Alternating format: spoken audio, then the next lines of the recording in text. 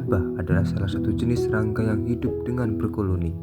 Jumlah lebah dalam satu koloni bisa mencapai 60.000. Namun, tahukah Anda, dalam satu koloni hanya memiliki satu lebah ratu yang memiliki tugas untuk bertelur.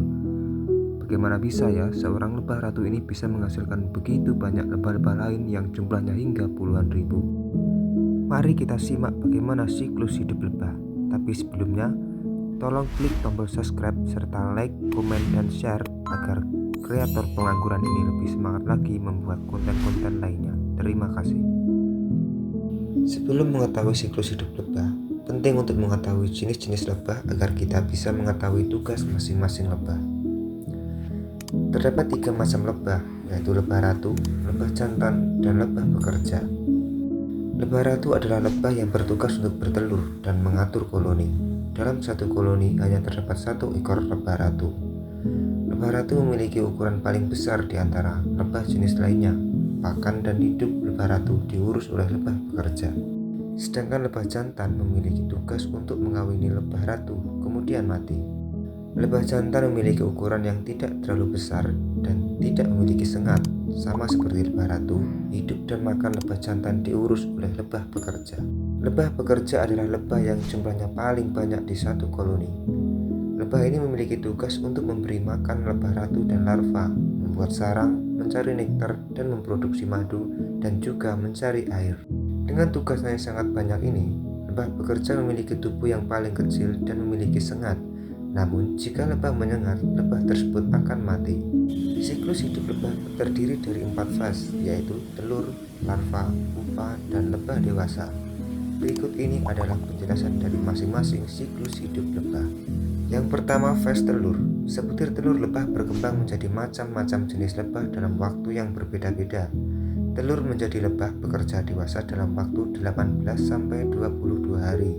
Sedangkan menjadi lebah ratu 16 hari dan lebah jantan 24 hari. Telur lebah berukuran sebesar butiran beras. Dalam sekali bertelur, lebah ratu bisa menghasilkan 2.000 hingga 3.000 butir telur per hari. Telur yang dibuahi akan menjadi lebah betina, bisa lebah pekerja atau lebah ratu.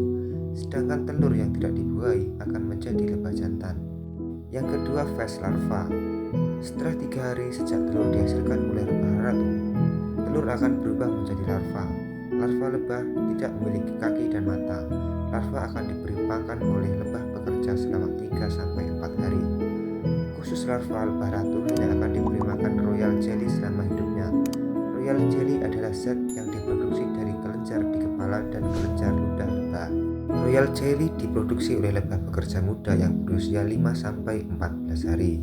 Setelah 6 hari, larva akan memproduksi selapis kulit di luar tubuhnya dan selnya akan ditutup oleh lebah pekerja dengan wax. Selanjutnya, larva berubah menjadi pupa. Yang ketiga, fase pupa. Fase ini sama seperti fase kepompong pada hewan dengan metamorfosis sempurna lainnya, seperti kupu-kupu. Pada fase ini, terjadi pembentukan tubuh lebah lengkap dengan kepala dan sayapnya. Yang keempat, fase lebah dewasa.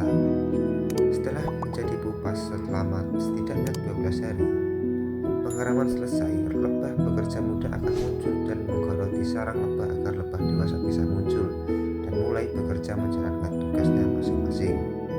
Terima kasih sudah menonton video ini sampai selesai. Jangan lupa klik tombol subscribe, like, dan share agar aku semangat membuat video-video lainnya. Terima kasih.